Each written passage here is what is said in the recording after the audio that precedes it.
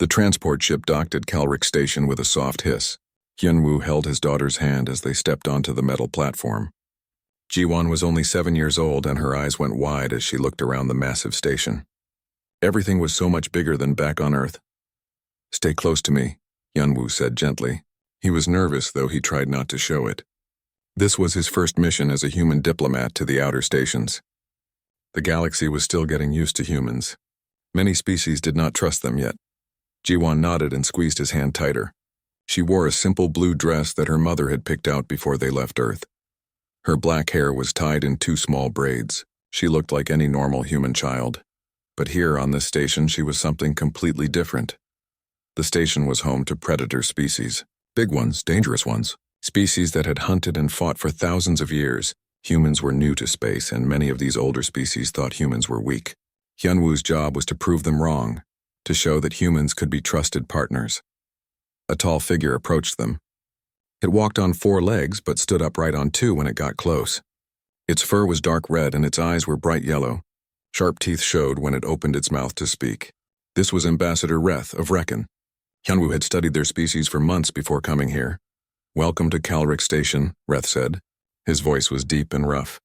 "I am Ambassador Reth. We have prepared quarters for you and your offspring."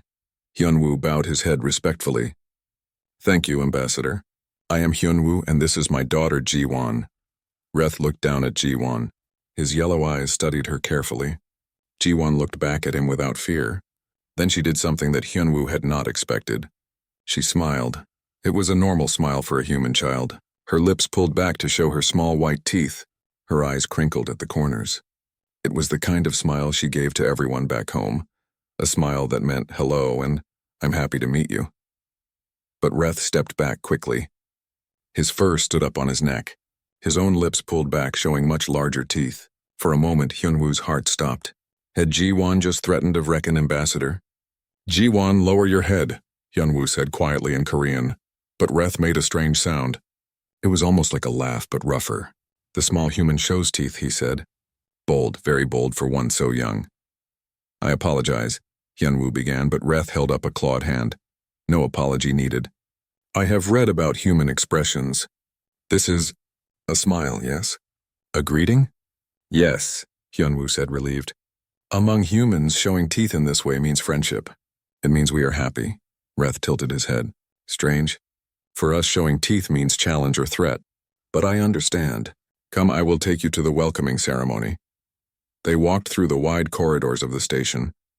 Other species passed by them. Some stopped to stare at the humans. Jiwon kept close to her father, but she looked at everything with curious eyes. The welcoming ceremony was held in a large hall. Many different species were there. Hyunwoo recognized some from his studies. There were Kraliks with their hard shells, Vorath with their long arms, and more Reckons. At the front of the hall, he saw 3 small Reckon cubs. They must be Reth's children. The ceremony was formal and stiff. Hyunwoo spoke about peace and cooperation. Other ambassadors spoke about treaties and trade. Jiwon sat quietly next to her father, her legs swinging because the chair was too tall for her. When the ceremony ended, the adults began talking in small groups. Jiwon was bored. She slipped away from her father's side and walked toward the refreshment table. That was when she saw the 3 Reckon cubs watching her from behind their mother. Jiwon walked over to them slowly. She was used to making friends with other children. It did not matter to her that these children had fur and claws and tails. They were still children. "Hi," she said. "I'm Jiwon." The 3 cubs looked at each other. They were about her size, maybe a little bigger. One of them, braver than the others, stepped forward. "I am Kith," the cub said. His voice was higher than his father's, but still rough. "These are my brothers, Vorn and Lix. Do you want to be friends?" Jiwon asked. Then she smiled again, that same natural smile. All 3 cubs jumped back. Their fur stood up, but they did not run away. They stared at her teeth with wide eyes. Keth's head tilted to one side, just like his father had done earlier. "Why do you show teeth?" Keth asked. "It's a smile," Jiwon explained. "It means I'm happy. It means I like you." "Happy?" Vorn repeated. He was the smallest of the 3 cubs, yes. Happy is a good feeling. Like when you play or eat something yummy or see your family. The cubs looked at each other again. Then Keth did something strange. He pulled his lips back, trying to copy Ji-won's expression. But his teeth were sharp and many. It looked more like a snarl than a smile. Ji-won giggled. No, not like that. It's softer. Like this. She smiled again, gentler this time. Across the hall, Taemin stood at his security station. He was in charge of monitoring the cameras throughout this section of the station. It was boring work most days, just watching aliens walk back and forth. But today he had to pay extra attention because humans were visiting. He watched his screen as the small human girl approached the Wrecken cubs. He leaned forward, ready to alert security if anything went wrong. But what he saw confused him. The cubs were not attacking. They were trying to copy her facial expression. Taemin recorded the footage and tagged it. Someone might want to review this later. It was unusual behavior, but not dangerous. He made a note in his log. Human child interacting with Wrecken cubs. Cubs attempting to mimic human facial expressions. No threat detected. He had no idea that this footage would soon change everything on the station. Back in the hall, more alien younglings had noticed what was happening. They crept closer, watching Ji-won and the Wrecken cubs. Ji-won was patient, showing them over and over how to make a smile. The cubs kept trying, their expressions looking strange and fierce, but Ji-won kept encouraging them. You're getting better, she said happily. Hyunwoo finally noticed his daughter was gone. He looked around the hall and saw her surrounded by alien children. His heart jumped into his throat. He rushed over, ready to pull her away to safety, but when he got there, he stopped. Ji-won was laughing. The alien cubs were making odd sounds that might have been laughter too. They were playing in their own way. They were trying to understand each other. Ambassador Reth appeared beside Hyunwoo. Your offspring has no fear, he observed. Sometimes I wish she had more fear, Hyunwoo admitted. But she has always been like this. Kind to everyone. Kind, Reth repeated the word slowly. We do not have the same word in our language. We have words for strong, for loyal, for fierce, but not for kind. Maybe, Hyunwoo said quietly. That is something we can teach each other. They watched as Ji-won continued to play with the cubs, unaware that security cameras were recording every moment, unaware that her simple act of smiling would soon spread through the entire station like wildfire. The next morning, Ji-won woke up in their new quarters on the station. The room was big and cold. Everything was made of metal. She missed her soft bed back on Earth and the way sunlight came through her window. But she was excited too. Today she would explore more of the station. Hyunwoo was already awake, reading reports on his datapad. He looked tired. He had been up late talking with other ambassadors, but he smiled when he saw Ji-won sit up. Good morning, little one, he said in Korean. Did you sleep well? The bed is hard, Ji-won said, rubbing her eyes. And the air smells funny. I know, but we will get used to it. Are you hungry? They went to the station's common dining area. It was a large space with many different kinds of food stations. Each species had their own section because they all ate different things. The human section was small and in the corner. Hyunwoo got them both breakfast, simple rice and vegetables that had been brought from Earth. While they ate, Ji-won saw Keth and his brothers enter with their mother. The Wrecken cubs spotted her immediately. They said something to their mother, then ran over to Ji-won's table. Can we sit with you? Keth asked. Hyunwoo looked surprised, but he nodded. Of course. The three cubs climbed onto the chairs. They had their own food, chunks of raw meat that made Ji-won look away. But she was polite and did not say anything about it. We practiced, Vorn said suddenly. The smallest cub looked excited. Practiced what? Ji-won asked. All three cubs looked at each other. Then together they tried to smile. They pulled their lips back and showed their teeth. It still looked fierce and scary, but Ji-won could tell they were really trying. Their eyes were softer than yesterday. That's so good, Ji-won said. Then she smiled back at them, a real warm smile. The cubs made happy sounds. Other species in the dining area stopped eating to stare. A Wrecken cub showing teeth while making happy sounds. A human child smiling at predators. It was very strange to see. After breakfast, Hyunwoo had to go to meetings. He was worried about leaving Ji-won alone. But the station had a youth center where young ones from all species could stay while their parents worked. It was supposed to be safe with trained supervisors. You'll be okay? Hyunwoo asked Ji-won for the third time. Yes, Papa, stop worrying. I'll make more friends. The youth center was a big room full of different play areas.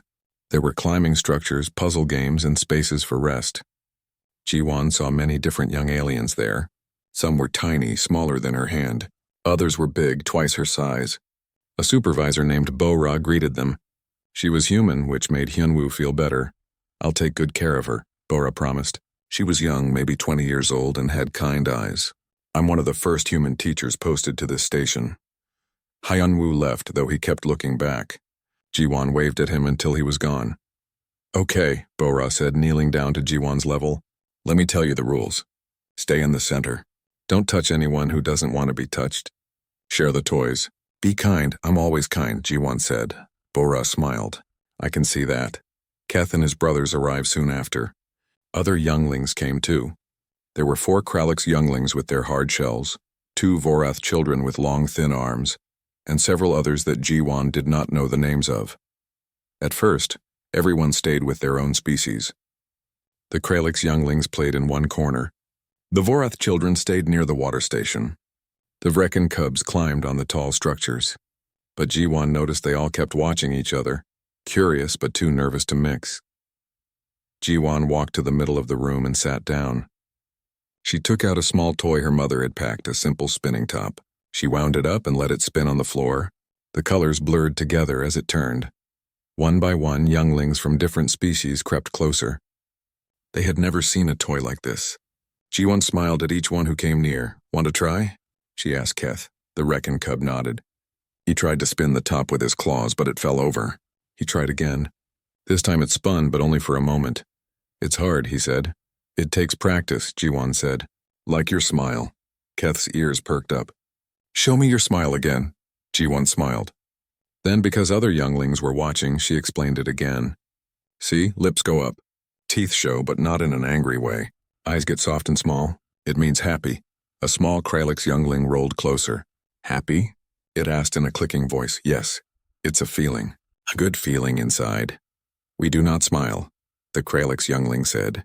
"We cannot move our faces like that. Our shells are hard." "That's okay," Ji-won said. "Everyone is different." "How do your people show happy?" The Kralix youngling thought about this. Then its shell changed color, from dark brown to lighter orange. "Like this," it said. "That's beautiful," Ji-won said, and she meant it. The Vorath children came closer too. They watched everything with large eyes. One of them tried to smile like Ji-won. Its mouth opened wide, showing no teeth at all, just a soft purple inside. It looked strange, but Ji-won clapped her hands. "Yes, that's your smile." Bo-ra watched from the side of the room. She had never seen anything like this. Younglings from different species playing together, trying to understand each other's expressions. She quietly activated her communication device and sent a message to her supervisor. This was worth documenting. Meanwhile, in the medical bay of the station, Dr. Da-yoon was finishing her morning checkups. She was a human doctor, one of 3 posted to Calric Station. Most of her work was studying how human medicine could help other species, and how alien medicine might help humans. Her assistant came in carrying a datapad. "Doctor, we have something unusual. The Vrekin cubs who came in yesterday for their standard health scan, their brain patterns showed something odd." Da-yoon took the datapad and looked at the readings. The cubs had shown increased activity in the parts of their brain associated with learning and pleasure. But that was not unusual for younglings. They were always learning. "What's odd about this?" she asked. "Look at when the spike occurred. It was right after they met the human child at the welcoming ceremony." Da-yoon pulled up the security footage that was linked to the medical records. She watched as Ji-won smiled at the cubs. She watched as they tried to copy her expression, and she saw their brain patterns change, showing excitement and curiosity and something else, something that looked almost like joy. "They're not threatened," Da-yoon said slowly. "They're fascinated. Should we be worried?" Her assistant asked. "No," Da-yoon said. "I think we should be paying attention. This might be important." Back in the youth center, more and more younglings were gathering around Ji-won. The Vrekin cubs showed off their improved smiles. The Vorath children showed their version. Even the Kralix younglings changed their shell colors to bright, happy shades. Ji-won laughed and clapped. Every time she smiled, the cubs tried to smile back. Some were getting better at it. Keth's smile looked almost friendly now, not scary at all. Then something unexpected happened. A new group of younglings entered the center. They were Torvin cubs with thick gray skin and small horns on their heads. Their species was known for being very serious and very aggressive. They did not play with others, but one Torvin cub, smaller than the rest, saw what was happening. It saw Jiwon smiling. It saw the other younglings trying to copy her. And it came closer. "What are you doing?" the Torvin cub asked. "We're learning to smile," Keth said proudly. Then he showed his smile.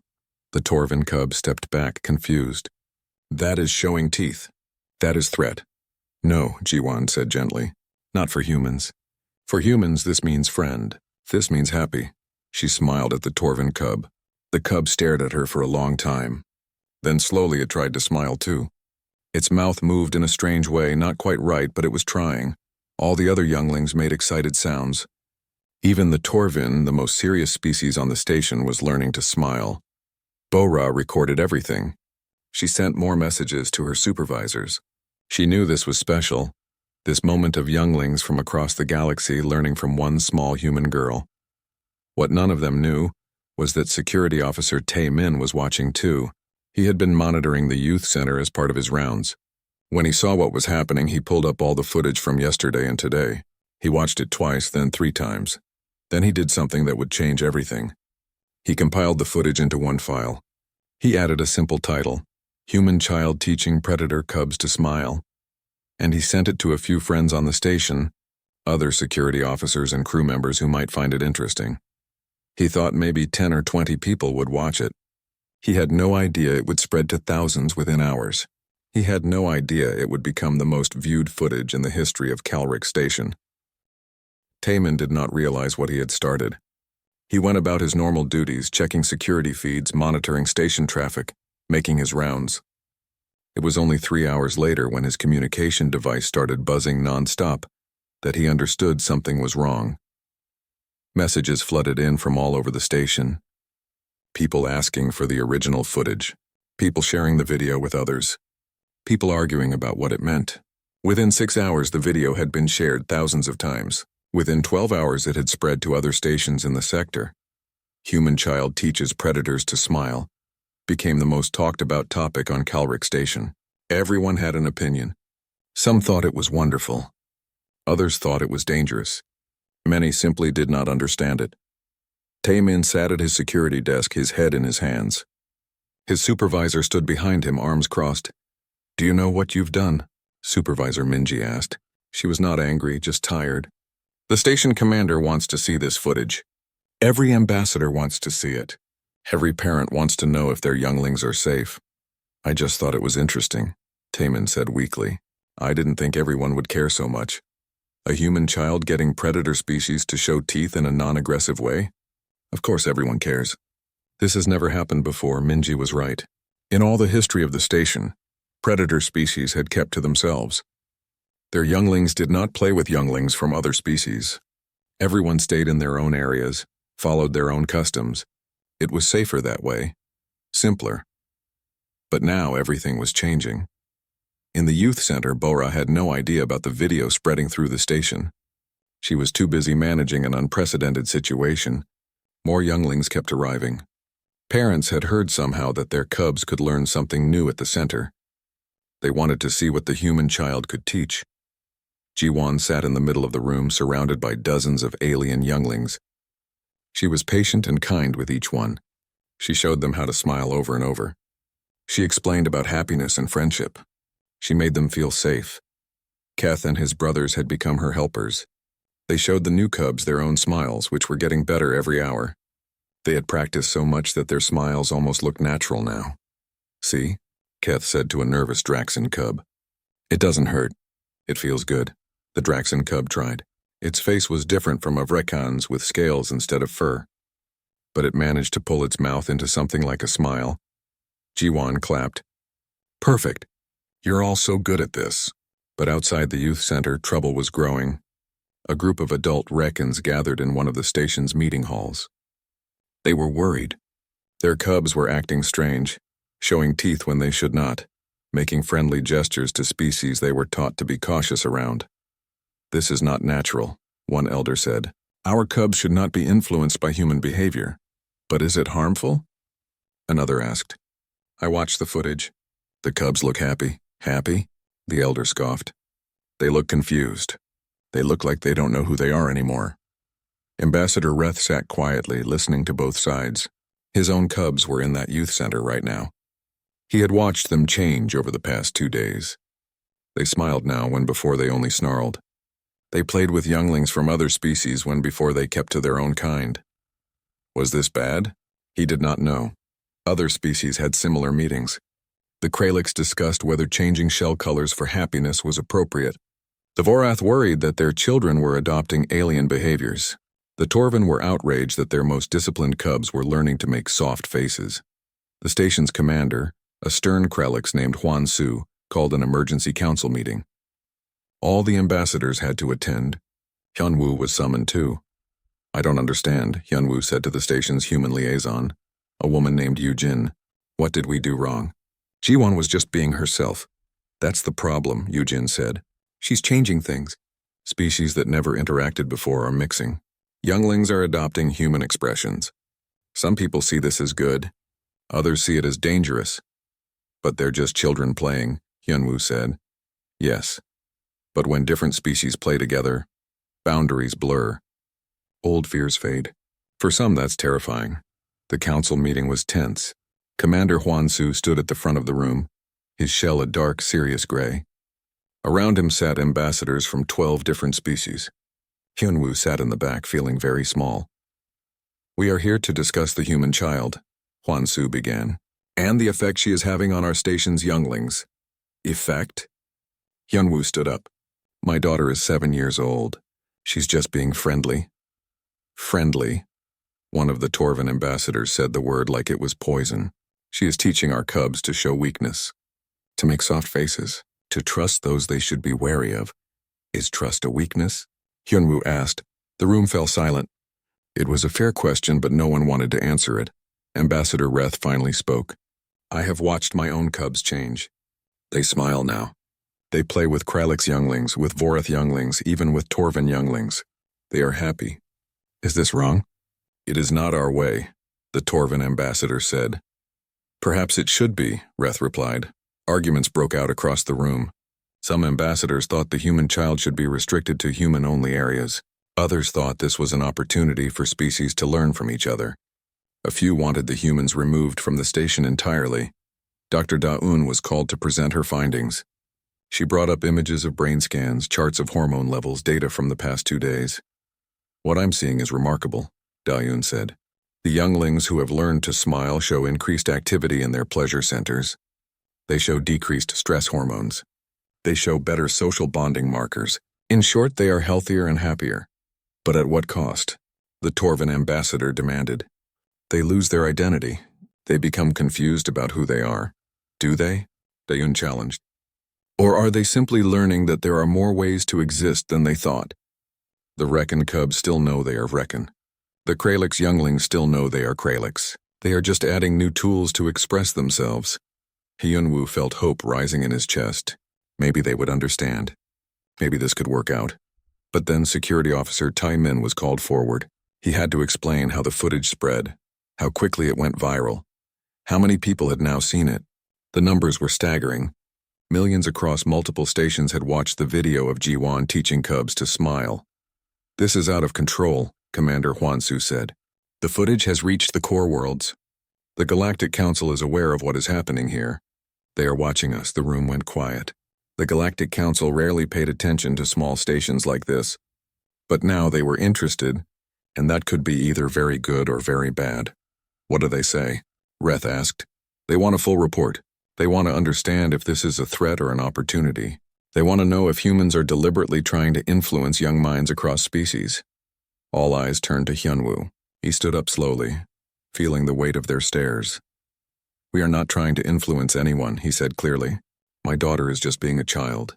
She shares happiness because that is what children do. If that is a threat, then I don't know what hope any of us have for peace. His words hung in the air. Some ambassadors nodded. Others looked away. I propose, Reth said slowly, that we observe more before we decide. Let the younglings continue to interact. Let us see what happens. If it becomes harmful, we can stop it. But if it proves beneficial, we may be witnessing something historic. Commander Huan Su thought for a long time. His shell changed colors from dark gray to lighter gray, cycling through his thoughts. "Very well," he said finally. "The human child may continue to attend the youth center, but we will monitor closely. Any sign of harm, any sign of distress, and this ends immediately." Hyunwoo breathed out in relief. It was not a perfect solution, but it was something. The meeting ended and ambassadors filed out in groups, still arguing among themselves. Hyunwoo rushed to the youth center. He needed to see Ji-won, to make sure she was okay. When he arrived, he found her surrounded by younglings, all of them smiling in their own ways. She was teaching them a game from Earth, something simple with clapping hands. The cubs laughed and played, completely unaware of the controversy raging through the adult world. Bora met Hyunwoo at the door. "She's been wonderful," the teacher said. "I've never seen younglings from different species bond like this. It's beautiful. It's also causing problems," Hyunwoo said. He explained about the meeting, about the concerns, about the Galactic Council watching. Bora's expression grew serious. "Should I stop them? Should I separate the groups?" Hyunwoo looked at his daughter. Ji-won was showing a Torvan cub how to clap. The cub was trying hard, its thick hands making loud sounds. Ji-won laughed, and the cub made a rumbling sound that might have been laughter too. "No," Hyunwoo said. "Let them play. Whatever happens with the adults, these younglings deserve this moment of joy." That night, the video continued to spread. It reached stations Taiman had never heard of. It reached species who had never seen a human before. It reached the farthest corners of known space. And everywhere it went, people had the same question. Could a simple smile really change everything? Could one small human child really teach the galaxy's fiercest predators to show kindness? The answers were coming, but no one knew. 3 days after the footage spread across the galaxy, something unexpected happened. Representatives from the Galactic Council arrived at Calric Station without warning. Their ship docked in the early morning while most of the station was still asleep. Commander Hwan-Soo was woken by his assistant. "Sir, the council is here. 3 representatives. They want to see the human child and observe the younglings immediately." Hwan-Soo's shell turned dark purple, a sign of stress. "Now? They couldn't give us notice?" "They said this is too important to delay. They want to see everything as it naturally happens." By the time Ji-won and Hyunwoo woke up, the station was in chaos. Security was doubled. Diplomats rushed around preparing briefings. The youth center was being inspected to make sure it met council standards. "What's happening?" Ji-won asked her father as they ate breakfast. Hyunwoo did not want to worry her. Some important people came to visit the station. They want to see how younglings from different species play together. "Oh," Ji-won said. She took another bite of rice. "Will I still go to the youth center today?" "Yes, just be yourself, okay? Do what you normally do." Ji-won nodded, not understanding why her father looked so worried. The 3 council representatives were from different species. The first was a Valorian, tall and thin with silver skin. Her name was Subin, and she was known for being very fair but very strict. The second was a Korthian, short and wide with multiple arms. He was called Jae-hyun, and he was an expert in child development across species. The third was another human which surprised everyone. Her name was Yoonji, and she had been living in space for 20 years. "We're here to assess the situation," Subin said to Commander Hwan-Soo. "The footage has caused significant discussion in the core worlds. Some see it as a breakthrough in cross-species relations. Others see it as cultural manipulation. We need to determine which it is." "The child means no harm," Hwan-Soo said. "She is just playing." "Perhaps," Jae-hyun said. "But sometimes the most powerful changes come from the simplest actions. We must understand what is really happening here." They went to the youth center. Bora had prepared as best she could, but she was nervous. Representatives from the Galactic Council did not visit often, and when they did, it usually meant something big was about to change. Ji-won arrived with her father. She saw the 3 strange adults watching from the corner, but she did not think much of it. There were always adults watching at the center. She went straight to her friends. Keth and his brothers ran to greet her. All 3 cubs smiled, their expressions now almost natural. It no longer looked threatening, just happy. "Ji-won, we learned a new game yesterday after you left," Keth said excitedly. Other younglings gathered around too. The Kralix younglings with their bright shells, the Voreth children with their long arms, the Torvan cubs with their serious faces that sometimes broke into small smiles now. Even more species had joined over the past few days. Word had spread. and parents were bringing their younglings to see what this human child could teach. The council representatives watched in silence. Yunji, the human representative, had tears in her eyes. She had never seen anything like this. In all her years in space, she had never seen younglings from predator species playing together peacefully. Subin's expression was harder to read. She watched everything carefully, taking notes on her device. Jae-hyun moved closer, studying the interactions between the younglings. "Show me the smile again," a young Draxon asked Ji-won. Ji-won smiled, patient as always. "Like this, see?" Soft eyes, gentle mouth, the Draxon cub tried. Its scaled face moved strangely, but it was definitely attempting a smile. The other cubs encouraged it. "Good. You're getting it," Forn said, the smallest Reckon cub. Jae-hyun stepped forward. His multiple arms moved gently, non-threateningly. "May I ask the younglings some questions?" he said to Bo-ra. "Of course," Bo-ra said, though her voice was tense. Jae-hyun knelt down to the younglings' level. "Hello, little ones. Can you tell me why you smile?" The younglings looked at each other. Keth spoke first. "Because it feels good." "And because Ji-won taught us," another cub added. "Do you still know how to show aggression?" "How to protect yourselves?" Jae-hyun asked. "Of course," Keth said, sounding offended. "We still train with our parents. We still learn our hunting skills. But with friends, we smile." "Friends," Jae-hyun repeated. "And these are your friends? Younglings from different species?" "Yes," Keth said simply. Ji-won says friends can be anyone who is kind. Jae-hyun stood up and returned to the other representatives. They spoke in low voices for several minutes while the younglings continued to play. Dr. Da-un had also been called to the youth center. She brought her medical equipment and data. "Would you like to see the neurological studies?" she asked the representatives. "Yes," Subin said. "Show us everything."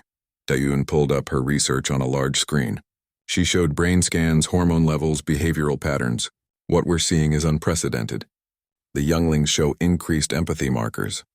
They show improved emotional regulation. They show stronger social bonds not just within their own species but across species lines." "Any negative effects?" Subin asked. "None that I can detect. No increased stress. No identity confusion. They still know who they are and what species they belong to. They've simply added new ways to express themselves and connect with others." Yoonji spoke for the first time. "I've been in space for 20 years. I've worked with dozens of species. And in all that time, I've never seen predator species interact like this. Usually they tolerate each other at best. But these younglings genuinely care for each other. They've formed real friendships, and because of one human child?" Subin asked. "Because one human child showed them it was possible," Yoonji corrected. "She gave them permission to try. She showed them that different species can share joy." The representatives observed for several more hours. They watched as Ji-won taught new younglings. They watched as the cubs played games together, mixing species that normally never mixed. They watched as a Torvin cub helped a smaller Kralix youngling reach a toy, and as Vrecken cubs shared their food with Vorath children. At lunchtime, something remarkable happened. The younglings sat together in mixed groups, not separated by species but mixed, talking and laughing and sharing. It was something the adults on the station rarely did. Ambassador Reth arrived during lunch. He had come to check on his cubs. When he saw them sitting with younglings from other species, all of them smiling and happy, his expression changed. He looked like he might cry if Reckons could cry. "My sons," he said quietly to Hyunwoo, who stood nearby. "They are happy in a way I never was at their age. In a way I did not know was possible. Do you regret it?" Hyunwoo asked. "That they're changing?" "No," Reth said firmly. "I envy them. They will grow up in a galaxy that my generation could not imagine." The representative spoke with several parents throughout the day. Some were enthusiastic about the changes. Others were worried but hopeful. A few were still resistant, still afraid that their younglings were losing something important. As the day ended, the three representatives met in a private conference room. Hyunwoo and Commander Hwansu were called to join them. "We have made our assessment," Subin said. Her silver skin reflected the station lights. "What is happening here is not manipulation. It is not a threat. It is evolution." "Evolution?" Commander Hwansu asked. "Cultural evolution," Jae-hyun explained. "For thousands of years, predator species have existed separately. We have tolerated each other, traded with each other, but rarely truly connected with each other. These younglings are showing us a new way. The Galactic Council will support this, Subin continued, but we want to expand it carefully. We want to establish programs on other stations. We want to train teachers in cross-species emotional education, and we want to study this more thoroughly. Yunwoo felt relief flood through him. So Jiwon can stay? She can keep doing what she's doing? More than that, Yoonji said with a smile. She's going to help change the galaxy. But Subin held up a hand. However, we must be careful. Not all species are ready for this. Some will resist strongly. There will be challenges ahead. We understand, Hyunwoo said. That evening, a station-wide announcement was made. The Galactic Council had endorsed the youth program at Calric Station. They encouraged other stations to create similar programs. They asked for volunteers to train as cross-species educators. The reaction was mixed. Some species celebrated, others protested. But the fact remained, the council had spoken. This was going to move forward. In the youth center, Jiwon was unaware of the big decision that had been made. She was busy teaching a new cub how to smile, just like she had done dozens of times before. She did not know that she had become famous across the galaxy. She did not know that her simple act of kindness was changing history. She just knew that she liked her new friends and that making them smile made her happy. Keth sat beside her, his smile now perfect. Tomorrow, can you teach us a new game? He asked. Of course, Jiwon said. I'll teach you tag. It's really fun. Tag? Keth tilted his head. What is that? You'll see, Jiwon said, smiling mysteriously. The Vrecken cub smiled back, and in that moment the future of the galaxy shifted just a little bit more. Not through war or policy. 6 months passed on Calric Station, and everything had changed. The youth center was now 3 times its original size. More teachers had been trained, including Bora, who had become an expert in cross-species childhood development. Younglings from every species on the station attended regularly, and the waiting list kept growing. But the changes went far beyond the youth center. Adult inhabitants of the station began to change too. It started small. A Vrecken worker smiled at a Kralix colleague in the hallway. A Torvin merchant made a friendly gesture to a human customer. A Vorath engineer shared a laugh with a Draxan technician. The adults had watched their younglings transform, and slowly, carefully, they began to try it themselves. It was awkward at first. Centuries of tradition did not change overnight. But the seed had been planted and it was growing. Hyunwoo's mission, which was supposed to last 3 months, had been extended indefinitely. He was now working with the Galactic Council to create a guidebook for cross-species emotional education. Other stations wanted to replicate what had happened at Calrix. They wanted their own youth programs, their own success stories. Jiwon was still just Jiwon. She went to the youth center every day. She played with her friends. She taught new cubs how to smile when they arrived. She did not think of herself as special or important. She was just a girl who liked making friends, but others saw her differently now. She had become a symbol. Footage of her teaching cubs to smile had been viewed billions of times across the galaxy. She was the most famous human child in space, though she did not really understand what that meant. One afternoon, a new ship docked at the station. It was from a species that rarely visited Calrix. The Netherrack were a predator species known for being extremely isolated. They did not trust outsiders. They did not share their culture. They certainly did not allow their younglings to play with other species, but they had sent an ambassador. Her name was Kira, and she came with one young cub, a daughter named Shira who was about Jiwon's age. Commander Hwansu greeted them personally. Welcome to Calric Station. We are honored by your visit. Kira was tall and covered in dark blue scales. Her eyes were sharp and intelligent. We are here to observe, she said coldly. The council says your station has achieved something remarkable. We want to see if it is real or just propaganda. I assure you it is very real, Hwansu said. Would you like to visit our youth center? Kira looked down at her daughter. Shira was small for a Netherrack and she seemed nervous. Shira will attend for one day. If I see any sign that it is harmful, we leave immediately. Of course, Hwansu said. Bora was informed about the new arrival. She knew this was important. If the Netherrack could be convinced, it would be a huge breakthrough. Their species was influential among the more isolated predator societies. But if things went wrong, it could set back the entire program. No pressure, Bora muttered to herself as she prepared the center. Shira arrived with her mother. The young Netherrack cub stayed close to Kira's side. her blue scales pale with fear. She had never been around so many different species before. Jiwon was playing a game with Keth and several other cubs when she noticed the new arrival. She smiled and waved. "Hi, do you want to play?" Shira looked at her mother. Kira's expression was hard to read. Finally, she nodded slightly. Shira took a tentative step forward. "I'm Jiwon," the human girl said. "What's your name?" "Shira," the Netherrack cub whispered. "That's a pretty name. Come on, we're playing a game called tag. It's easy. Someone is it and they have to tag other people. If they tag you, then you're it. Want to try?" Shira did not understand, but she followed Jiwon to the group. The other younglings greeted her with smiles and friendly gestures. Keth smiled his now perfect Vrecken smile. The Kralix younglings made their shells bright colors. Even a Torvin cub, usually so serious, made a welcoming gesture. At first, Shira did not participate. She just watched.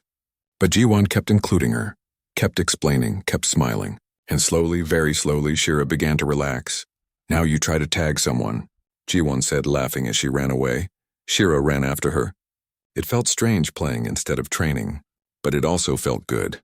When she finally tagged Jiwon, the human girl laughed and clapped. "You got me. Good job."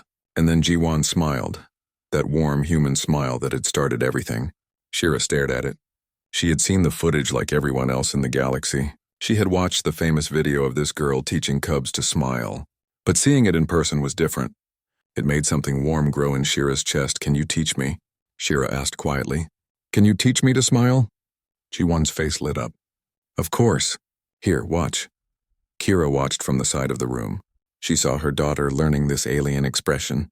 She saw Shira playing with cubs from species the Netherrack usually avoided.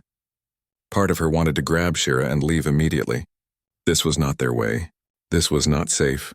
But another part of her saw something she had never seen before. Shira was happy. Truly, completely happy. And was that so wrong? Ambassador Reth approached Kira carefully. "It is strange, is it not? Watching them change?" "Yes," Kira said. She did not look away from her daughter. "I felt the same when my cubs first learned to smile. I thought they were losing themselves. But I was wrong. They found new parts of themselves. Parts I never knew could exist. The Netherrack do not show emotions openly," Kira said. "We believe it makes us weak." "I thought the same about the Reckon," Reth said. "But look at them now." He gestured to his sons, who were playing happily with a group of mixed-species cubs. They were still Vrecken. They still had their strength, their hunting instincts, their fierce loyalty. But now they also had joy. They had friendship. They had smiles. "Are they weaker?" Reth asked. "Or are they stronger because they have more tools to face the world?" Kira did not answer, but her eyes stayed on Shira. By the end of the day, Shira had learned to smile. It was not perfect, but it was real. When Kira came to collect her, the young cub ran to her mother with bright eyes. "Mama, I learned to smile. And I made friends. Can I come back tomorrow?" Kira looked at her daughter for a long time. Then she looked at Jiwon, who stood nearby with her characteristic patient smile. This small human child had done in one day what centuries of Netherrack tradition had never accomplished. She had made Shira open up to the galaxy. "We will see," Kira said, but her voice was softer than before. That night, Kira sent a message to her home world. It was a simple message, but it would have profound effects. "The footage is real," she wrote. "The changes are real, and they might be good." 2 weeks later, 5 more Netherrack families arrived at the station, all with younglings. Then 10 more. Then 20. The most isolated species in the sector was opening up, all because their ambassador had seen cubs playing and smiling together. Other stations reported similar changes. Wherever the cross-species youth programs were established, barriers began to break down. Not quickly, not easily, but steadily. Species that had been enemies for centuries began to cooperate. Trade improved. Conflicts decreased. All because younglings learned to see each other as friends first and different species second. Dr. Dayun published her research, and it spread through scientific communities across the galaxy. She proved what everyone was seeing, that learning to understand emotional expressions across species led to increased empathy, better communication, and stronger social bonds. Her work became required reading at every major university. Security officer Taemin never fully recovered from the guilt of accidentally starting everything. But he kept the original footage saved in a special archive. Sometimes late at night he would watch it again. The moment when Jiwon first smiled at those Reckon cubs. The moment everything changed. "I still can't believe it," he said to his supervisor Minji one evening. "All of this from one smile." "Not just one smile," Minji corrected. "Millions of smiles. Every cub who learned, every adult who tried, every connection made. That's what changed things. But it started with her," Taemin said. "Yes," Minji agreed. "It started with one brave little girl who saw past all our differences and just wanted to make friends." A year after Jiwon first arrived at Calric Station, the Galactic Council held a special ceremony. They created a new position, Ambassador of Youth Relations, and they offered it to Hyunwoo and Jiwon together. "We want you to travel to other stations," Zubin explained, "to help establish programs, to train teachers, to show other species what is possible." Hyunwoo looked at his daughter. "Jiwon, what do you think? Do you want to help more cubs learn to smile?" Jiwon thought about all her friends, Keth and his brothers, Shira, who had been so scared at first, all the other cubs who had learned to smile and laugh and play together. "Will I still get to play with my friends here?" she asked. "We'll visit often," Hyunwoo promised. "Then okay," Jiwon said. "I like making friends. I can make friends at other places too." At her farewell party at the youth center, cubs from dozens of species gathered. They had made her drawings and small gifts. They had practiced a song together in multiple languages. When they sang, their voices mixed in harmony, different but beautiful together. Keth spoke for all of them. His smile was confident now, warm and genuine. "Thank you, Jiwon. You taught us that being different is okay, that we can be strong and kind at the same time."